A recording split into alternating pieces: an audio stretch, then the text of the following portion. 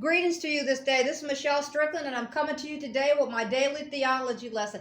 It's my meditation that I do. I do it for myself. I record it and release it because maybe somebody else out there can get something out of it. It's something that I do for myself so that I can become a better person. I want to have better principles. I just want to become a better person. I just happen to like theology. I know there's a lot of controversy now about a religion, and I understand that. I do it for myself because I want to be a better person. I want you to know there is a God out there. They're real. You know, we can debate all day long, but there is a God out there. You know, people want to call him whatever name they want to call him, but it's real. They're real. The heavenly hosts are real, people. Choose God this day. The bad guys, they sin. The good guys, we sin. We all sin. It's who you serve. You know, there's good and bad. It's real. You know, choose God this day. It's real. It's real. It is real. And people are being deceived. You know, that's the unfortunate thing, is that so many people are being deceived because there's just so much information out there. And it's not regular people's fault that this and that was hidden or wasn't brought to the forefront. But just remember, God is real. He's real. Choose him this day. Find your hope, find your love, find your joy, find your peace, find it. What I do for my meditations, I focus on the three major religions. I read out of the Bible, the Quran, and I'm in an introductory paperback called The Shape of Suffering. It's a Buddhist text. And so I just want to be a better person. And so that's what I do for myself. You know, I'm not a theologian. I'm just somebody that wants to learn. So if you have any comments, feel free to leave them. I don't have all the answers, you know, and I'm not going to debate people about religion. I'm not. But if you have a comment you want to leave, please leave it. I hit the three major religions at least twice a week. The rotation, I rotate each text. And we're back at The Shape of Suffering. I only read a little bit out of the Shape of Suffering at one time because it's the Buddhist text. It's a lot of information at one time. And so right now we're dealing with dependent co-arising. Dependent co-arising, I'm gonna give you just a basic idea of what it's dealing with because I've already went over that. But it's dependent co-arising is when you're constantly thinking about the same thing over and over and over. But if it's a lot of times we think about the same thing over and over and over, and it's negative thinking. And it's bad for us.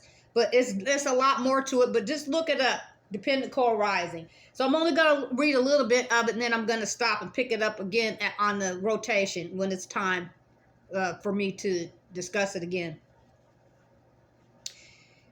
The Buddha, from the sixth sense media as a requisite condition comes contact. Lord, who makes contact? Not a valid question. The Blessed One said, I don't say makes contact. If I were to say makes contact, then who makes contact would be a valid question. But I don't say that. When I don't say that, the valid question is from what as a requisite condition comes contact. The valid answer is from the sixth sense media as a requisite condition comes contact. From contact as requisite condition comes feelings. Lord, who feels? Not a valid question. The Blessed One said, I don't say feels. If I were to say feels, then who feels would be a valid question. But I don't say that. When I don't say that, the valid question is from what as a requisite condition comes feelings. And the valid answer is from the contact as a requisite condition comes feeling. The feeling as a requisite condition comes craving. Lord, who craves? Not a valid question, the Blessed One said. I don't say craves. If I were to say craves, then who craves would be a valid question. But I don't say that. When I don't say that, the valid question is from what as a requisite condition comes craving. And the valid question is from feeling as a requisite condition comes craving. From craving as a requisite condition comes clinging, sustenance. Lord, who clings? Not a valid question, the Blessed One said. I don't say clings. If I were to say clings, then who clings would be a valid question. But I don't say that. When I don't say that, the valid question is from what as a requisite condition comes clinging? And the valid answer is from craving as a requisite condition comes clinging. From clinging as a requisite condition comes becoming. From becoming as a requisite condition comes birth. From birth as a requisite condition, then aging and death, sorrow, lamentation, pain, distress, and despair come into play. Such is the origination of this entire mass of stress and suffering. I'm going to end it there, and I'm going to pick it up on the rotation. Remember, choose God this day.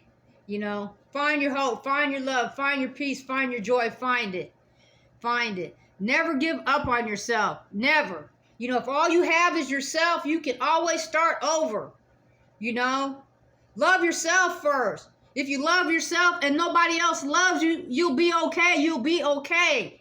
You know, we can't expect for other people to love us. If they love us, that's just a bonus. But love yourself first and never give up on yourself. And remember to smile this day anyway. And reach out to one person at a time. One person at a time. One person at a time. Okay?